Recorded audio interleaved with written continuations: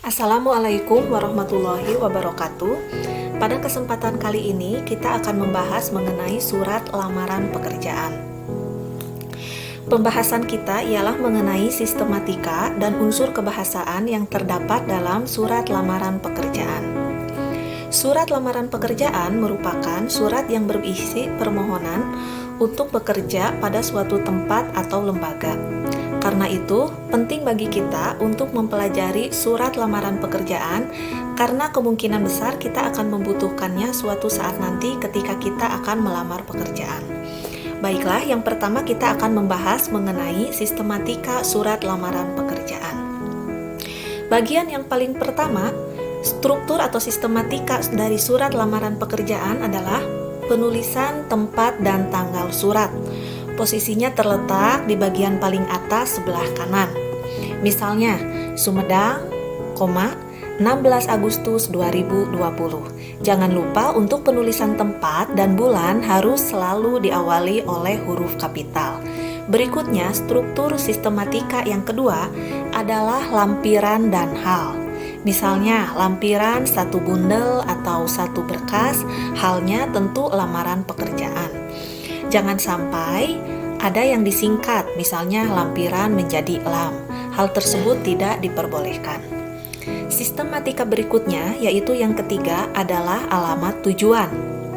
Contoh, yang terhormat Kepala Bagian Personalia PT Multisia Jalan Anggrek 99 Kota Kaler, Sumedang. Untuk penulisan alamat tujuan surat ini, ada beberapa hal yang harus diperhatikan. Pertama, tidak menggunakan kata kepada. Karena banyak atau sudah menjadi kebiasaan untuk penulisan alamat surat menggunakan kata kepada, padahal sebetulnya itu tidak efektif.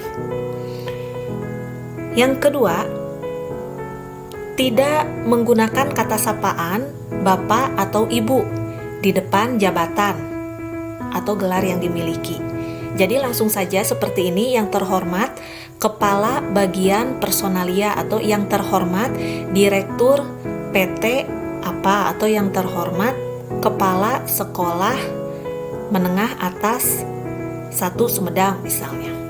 Tidak menggunakan ibu atau bapak Kepala Bagian Personalia, atau juga tidak menggunakan ibu atau bapak Kepala Sekolah atau ibu atau bapak Direktur, tidak seperti itu. Kemudian, penulisan jalan juga jangan sampai disingkat. Selain itu, untuk bagian alamat surat ini, diusahakan tidak terlalu panjang.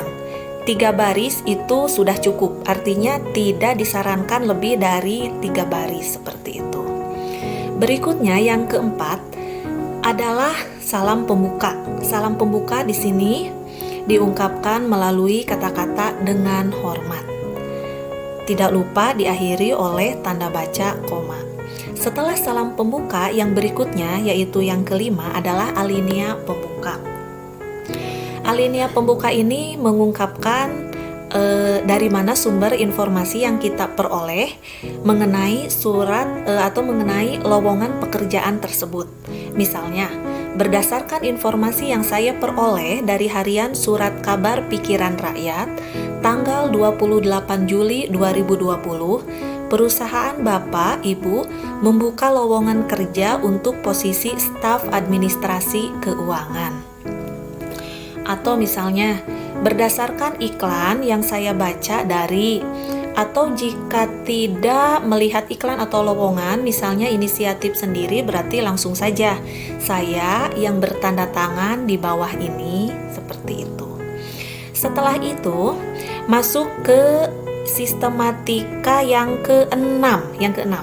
Yang keenam yaitu isi surat. Isi surat ini terdiri dari 3 bagian ya, yaitu identitas seperti dicontohkan di sini, nama, tempat tanggal lahir, pendidikan terakhir, alamat, dan telepon. Kemudian maksud dan tujuan surat. Dengan ini mengajukan permohonan kerja dan juga lampiran yang menjadi syarat dalam atau yang harus disertakan dalam surat lamaran tersebut. Nah, jadi ketiga bagian itu merupakan atau termasuk ke dalam sistematika bagian isi surat. Untuk bagian isi surat, pada bagian identitas jangan lupa harus diawali oleh huruf kecil. Mengapa? Karena pada dasarnya ini merupakan satu kalimat dimulai dari kata saya yang bertanda tangan di bawah ini. Itu satu kalimat di mana bagian akhir kalimatnya setelah penulisan nomor telepon, sehingga untuk titik itu disimpan setelah penulisan nomor telepon, sehingga identitas ini yang nama, tempat, tanggal lahir itu diawali oleh huruf kecil karena masih dalam satu kalimat. Setelah itu masih pada sistematika isi, ada maksud dan tujuan. Dengan ini mengajukan permohonan kerja guna mengisi posisi yang dibutuhkan sesuai kualifikasi pendidikan yang saya miliki. Sebagai bahan pertimbangan Bapak Ibu, berikut ini saya lampirkan. Ini pun satu kalimat ya, dari mulai kata sebagai, sehingga titiknya disimpan di bagian paling akhir setelah kata-kata surat keterangan kelakuan baik. Setelah sistematika isi, yang berikutnya yaitu sistematika atau struktur yang ketujuh, yaitu penutup atau alinea penutup. Demikian permohonan ini disampaikan, besar harapan saya untuk dapat diterima bekerja di perusahaan Bapak atau Ibu. Atas perhatian Bapak atau Ibu saya sampaikan terima kasih. Setelah itu berikutnya yang ke-8 ada salam penutup. Setelah tadi dengan hormat salam pembuka, salam penutup hormat saya juga jangan lupa diakhiri oleh tanda baca koma. Dan yang terakhir tentu adalah tanda tangan dan nama terang. Misalnya di sini Lisia Hilda SE. Jangan lupa di sininya harus dicantumkan tanda tangan. Mohon maaf di sini belum dicantumkan tanda tangan ya, dicontoh. Seperti itu sistematika atau struktur yang terdapat dalam surat lamaran pekerjaan. Selain itu, kita akan membahas mengenai unsur kebahasaan yang terdapat dalam surat lamaran pekerjaan. Adapun di antaranya, unsur kebahasaan ini adalah pertama, menggunakan bentuk surat yang standar.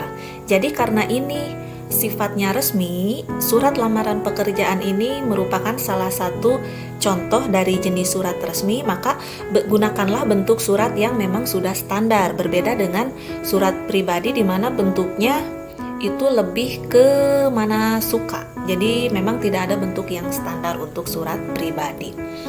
Kemudian yang kedua adalah unsur kebahasaan, yaitu menggunakan bahasa yang baik dan benar. Tentu saja bahasa yang digunakan harus baik dan benar. Berikutnya yang ketiga, menggunakan kata-kata yang sopan. Jangan sampai kita menggunakan kata-kata yang sekiranya akan menyinggung atau tidak berkenan di hati pihak yang menerima surat, sehingga kita harus membaca ulang sebelum surat tersebut kita kirimkan agar keseluruhan kata dari mulai awal sampai akhir itu menggunakan kata-kata yang sopan. Setelah itu yang keempat, menggunakan kata pengantar yang jelas, singkat, padat, informatif, dan tepat sasaran. Kata pengantar ini dalam surat lamaran pekerjaan tadi terdapat pada bagian alinea pembuka ya. Setelah itu unsur kebahasaan yang kelima, tulisan bersih, mudah dibaca, dan sesuai dengan kaidah ejaan. Terutama ini jika surat lamaran pekerjaan yang ditulis tidak ditik, artinya ditulis tangan, sehingga tentu ketika tulis tangan ada resiko misalnya kotor atau sulit untuk dibaca, sehingga diusahakan jika memang permintaan dari pihak yang membuka lowongan kerja tersebut mengharuskan surat lamaran pekerjaan ditulis tangan, maka usahakan tulisan bersih, mudah dibaca, dan sesuai dengan kaidah ejaan. Ejaan di sini berkaitan dengan penggunaan huruf kapital, penggunaan tanda baca, titik koma, dan lain sebagainya. Seperti itu. Berikutnya yang keenam, melengkapi bagian-bagian surat dengan norma bahasa surat. Yang dimaksud dengan norma bahasa surat itu seperti penulisan tempat, tanggal, hal, alamat, salam pembuka, isi surat, salam penutup, tanda tangan, dan nama terang. Jadi sistematika yang tadi telah dibahas harus lengkap ada ketika kita menulis surat lamaran pekerjaan. Seperti itulah pembahasan mengenai sistematika dan surat lamaran pekerjaan. Wabillahi taufiq wal hidayah. Wassalamualaikum warahmatullahi wabarakatuh.